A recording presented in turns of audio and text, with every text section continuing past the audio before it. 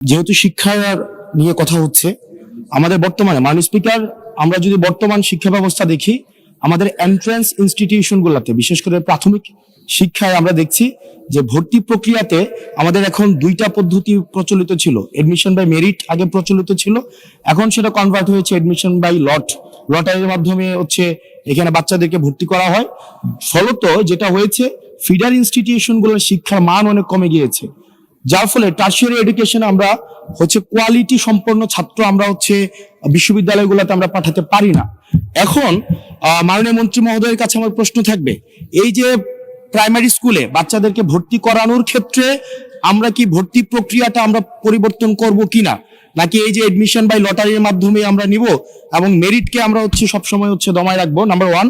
আর number 2 হচ্ছে আমাদের বর্তমান শিক্ষা পদ্ধতিতে আমরা যদি দেখি, আমরা যারা পয়সা দিয়ে কিনতে পারে তারা হচ্ছে এখন ইংরেজি মাধ্যমটা কিনছে, যারা পয়সা দিয়ে ইংরেজি মাধ্যম কিনতে পারে না তারাই কেবল আপনি যেই শিক্ষা পদ্ধতি আমাদের জন্য জনজীবনের জন্য আপনি চালু করেছেন সেটা আমরা কিনছি, আর যারা সেটাও কিনতে পারে না তারা হচ্ছে মাদ্রাসা শিক্ষা পদ্ধতি কিনছে। আপনার কাছে প্রশ্ন যে আমাদের বর্তমানে একটা দেশে এই তিনটা শিক্ষা পদ্ধতি যেটা অর্থনৈতিক অবস্থার উপরে নির্ভর করে চলে, এই তিনটা শিক্ষা পদ্ধতি জিয়ে রেখে আপনার কি মনে হয় যে আপনি একটা ইনক্লুসিভ শিক্ষা পদ্ধতি নিয়ে আমাদের দেশটাকে আগায় নিতে পারবেন? ধন্যবাদ। মূল প্রশ্ন ছিল জাহাঙ্গীর হোসেনের, মাননীয় সদস্য, সারা দেশে প্রাথমিক ও গণশিক্ষার উন্নয়নে কোনো প্রকল্প গ্রহণ করা হইয়াছে কিনা, হইলে তাহা কি? এখন তো ইন জেনারেল আমরা ডিসকাশনে চলে গিয়েছি, তবুও মাননীয় মন্ত্রী আপনি ইচ্ছা করলে উত্তর দিতে পারেন। ধন্যবাদ মাননীয় স্পিকার, ধন্যবাদ মাননীয় সংসদ সদস্যকে। যদিও তিনি ব্যাপকভাবে প্রশ্ন করেছেন, আমরা আশা করি এই মহান সংসদে এই বিষয়গুলি আলোচনা হওয়ার প্রয়োজন রয়েছে এবং তিনি করছেন। মূলত আমাদের দেশে শিক্ষা ব্যবস্থার জন্য রুরাল অ্যান্ড আরবান এই দুইটি সেকশন রয়েছে।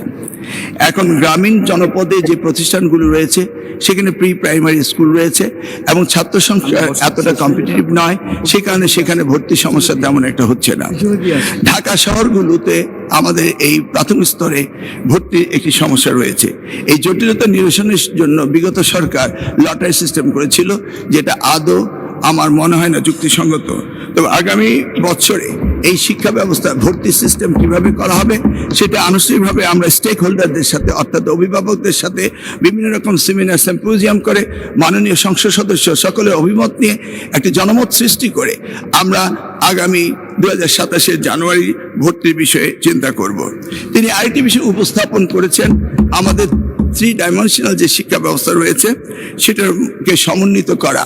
ধর্মীয় অনুভূতিতে ইবতেদায়ী রয়েছে, মাদ্রাসার মধ্যে রয়েছে, কওমিতে রয়েছে, ইংলিশ মিডিয়াম রয়েছে, বাংলা মিডিয়াম রয়েছে, সবগুলিকে সমন্বিত করা একটি জটিল ব্যাপার রয়েছে।